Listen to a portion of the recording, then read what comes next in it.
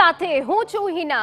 વિગતો આપને આપી દઈએ કે જ્યાં થોડીક જ વારમાં હવે વડાપ્રધાન ગાંધીનગરના સેક્ટર 1 ખાતે પહોંચવાના છે।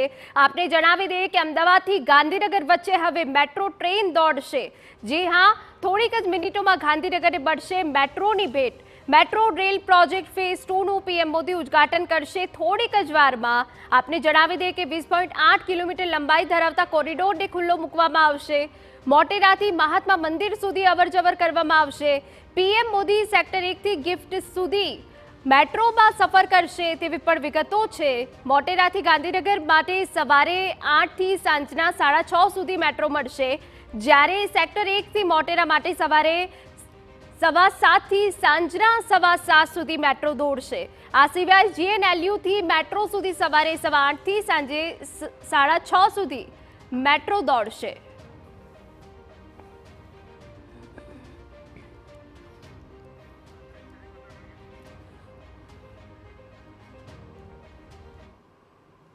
તો થોડીક જ વારમાં હવે વડાપ્રધાન મોદી ગાંધીનગરના સેક્ટર 1 પહોંચી જશે અને તે બાદ મેટ્રો સ્ટેશન પહોંચીને લીલી ઝંડી બતાવશે। અમારા સંવાદદાતા હરીન માત્રાવાડિયા જોડાઈ ગયા છે। હરીન, હવે થોડાક જ મિનિટોની વાર છે કે જ્યાં વડાપ્રધાન પહોંચવાના છે। વડાપ્રધાન મેટ્રોમાં સવારી પણ કરવાના છે, તો કેટલા સમયમાં હવે વડાપ્રધાન ત્યાં આવી પહોંચશે, શું વિગત હરીન?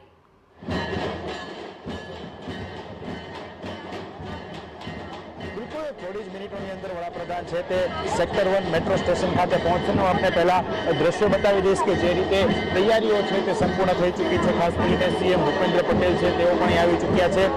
ફેઝ 2 નું જે લોકાર્પણ થવાનું છે અને અહીંથી વડાપ્રધાન નરેન્દ્ર મોદી ગાંધીનગરના ધારાસભ્યો, મેયર અને ડેપ્યુટી મેયર સાથે છે તે મેટ્રોની મુસાફરી છે તે કરવાના છે।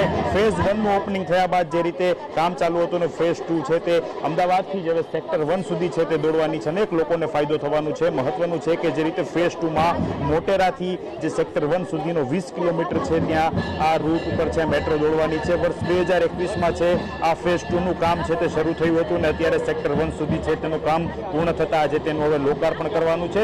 જે રીતના વાત કરવામાં આવે તો મેટ્રોનું જે 33 કિલોમીટર જેટલું અંતર છે તે 65 મિનિટની અંદર છે તે પૂરું થશે। અમદાવાદથી ગાંધીનગરનું જે સમગ્ર ફેઝ 1 અને ફેઝ 2 છે કે જેમાં 60 કિલોમીટર જેટલી છે તે મેટ્રો રેલ છે તે દોડવાની છે। થોડી જ મિનિટોમાં વડાપ્રધાન નરેન્દ્ર મોદી આવી પહોંચશે અને જે મેટ્રો છે તેને લીલી ઝંડી આપશે અને ફેઝ 2 છે તેનું લોકાર્પણ કરશે। જી બિલકુલ હરીન, જ્યારે વડાપ્રધાન મેટ્રોમાં પહેલા પણ સવારી કરી ચૂક્યા છે ત્યારે ફરી એક વખત વડાપ્રધાન સવારી કરશે। આ પહેલા ટ્રાયલ રન પણ ચાલ્યા હતા।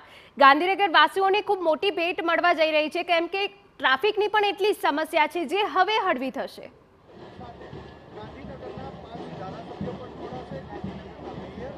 બિલકુલ, ટ્રાફિકની સમસ્યા ઉપરાંત જે અપડાઉન કરવાવાળા લોકો છે તેનો સૌથી વધુ વર્ગ છે તે ગાંધીનગરમાં જોવા મળતો હોય છે। નોકરિયાત વર્ગ હોય કે વિદ્યાર્થી વર્ગ હોય, પરંતુ આ તમામ લોકો છે તે પોતાનું જ્યારે વાહન લઈને આવતા હોય છે ત્યારે તેમને ટ્રાફિક જામનો સામનો કરવો પડતો હોય છે। તો હવે જે છે આ મુશ્કેલી દૂર થશે। આ જે સેક્ટર 1 સુધી જે મેટ્રો આવવાની છે તેને લઈને ખૂબ જ ફાયદો જોવા મળશે। વિદ્યાર્થી વર્ગ હોય કે નોકરિયાત વર્ગ હોય, તમામ જે લોકો છે તેઓને ગાંધીનગર પહોંચવું સરળ બનશે।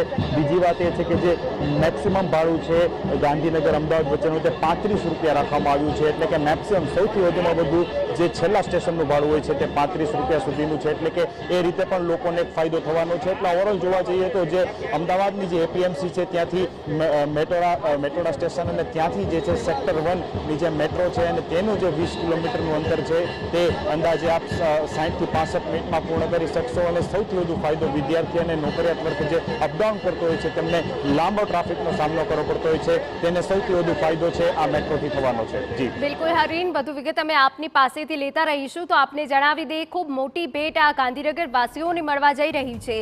ગાંધીનગરમાં પહેલેથી ટ્રાફિકની સમસ્યા છે જે હવે હળવી થશે। તો નવો રૂટ છે, નવી સુવિધા મળી રહી છે। મોટેરાથી મહાત્મા મંદિર વચ્ચે નવો મેટ્રો રૂટ છે। વર્ષ 2021માં મેટ્રો ફેઝ 2 નું કામ શરૂ થયું હતું, જે પૂર્ણ થઈ ગયું છે અને આજે વડાપ્રધાન લીલી ઝંડી બતાવશે।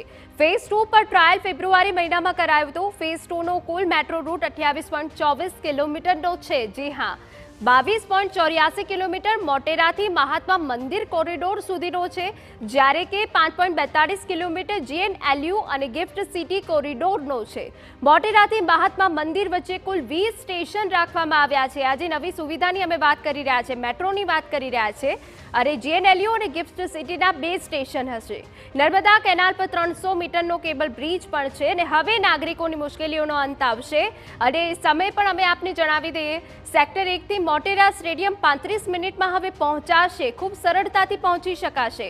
મોટેરા સ્ટેડિયમથી GNLU 17 મિનિટમાં પહોંચાશે, જ્યારે બંને રૂટ વચ્ચે મેટ્રો ટ્રેનના કુલ 17 ફેરા થવાના છે. GNLU થી ગિફ્ટ સિટી 10 મિનિટમાં જ પહોંચી જવાશે, એટલે કે સમયનો પણ બચાવ થશે. GNLU થી ગિફ્ટ સિટી વચ્ચે સવારે 7:15 થી સાંજના 6:30 સુધી આ ટ્રેન ચાલવાની છે. કુલ 19 ફેરા કરશે. નાગરિકોને ટ્રાફિકની સમસ્યાથી પણ છુટકારો મળશે. એ સિવાય જે રોજિંદા અપડાઉન કરનારા લોકો છે તેઓને પણ એક મોટી રાહત આ મેટ્રો ટ્રેનથી મળવાની છે, અને આરામથી ઓછા ખર્ચે ગાંધીનગર પહોંચી શકાશે. જે ગાંધીનગર પહોંચવા માટે ખૂબ જ સમય જતો હતો, ટ્રાફિકની સમસ્યાનો સામનો કરવો પડતો હતો, ત્યાં પહોંચવા માટે હવે ખૂબ જ સરળતાથી તેઓ પહોંચી શકશે. ટ્રાફિકની કોઈ સમસ્યા નહીં રહે, અને ઓછા પૈસામાં ઓછા ખર્ચે તેઓ ત્યાં પહોંચી જશે. ત્યારે એ દ્રશ્યો પણ અમે આપને બતાવી રહ્યા છે કે જ્યાં વડાપ્રધાન થોડા સમયમાં પહોંચશે. સેક્ટર 1 મેટ્રો સ્ટેશન પર ગુજરાતના વિકાસની ઝાંખી છે. આખરે કેવું મેટ્રો સ્ટેશન બનાવવામાં આવ્યું છે? સરદાર પટેલની તસવીર છે. વિશ્વના સૌથી મોટા નરેન્દ્ર મોદી સ્ટેડિયમની આકૃતિ પણ મેટ્રો સ્ટેશન પર કરવામાં આવી છે. અટલ બ્રિજ, ઝૂલતા મિનારા આ સ્ટેશનની શોભા વધારશે. ડિવાઈડર પર ગ્રીન ગુજરાતની થીમ છે. આ મેટ્રો સ્ટેશનને એક અલગ રીતે બનાવવામાં આવ્યું છે.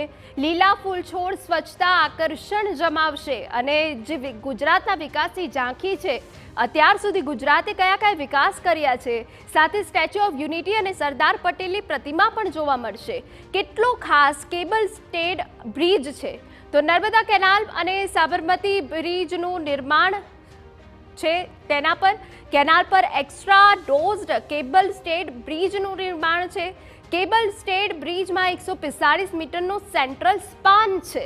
કેબલ સ્ટેડ બ્રિજમાં 79 મીટરનો અંતિમ સ્પાન છે. આ તમામ વિગત અમે આપને આપી રહ્યા છીએ કે આખરે કેબલ સ્ટેડ બ્રિજ કેવો છે. આપણે વધુ વિગતો આપી દઈએ કે જ્યાં મોટેરાથી મહાત્મા મંદિરનો મેટ્રો રૂટ વિશેષતા સભર છે, વિકાસની ઝાંખી છે.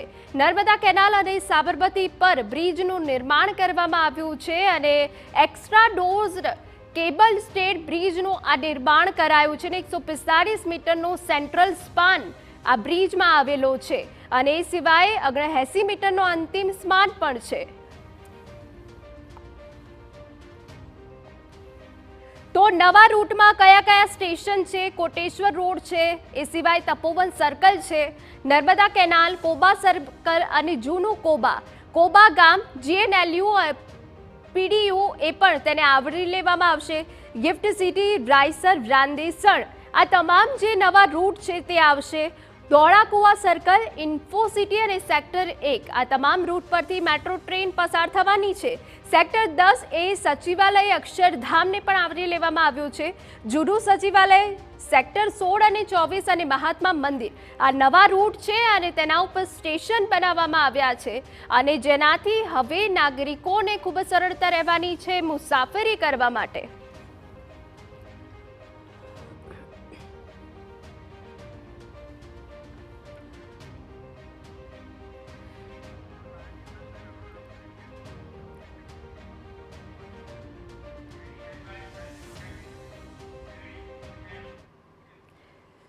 તો બસ હવે થોડીક મિનિટોની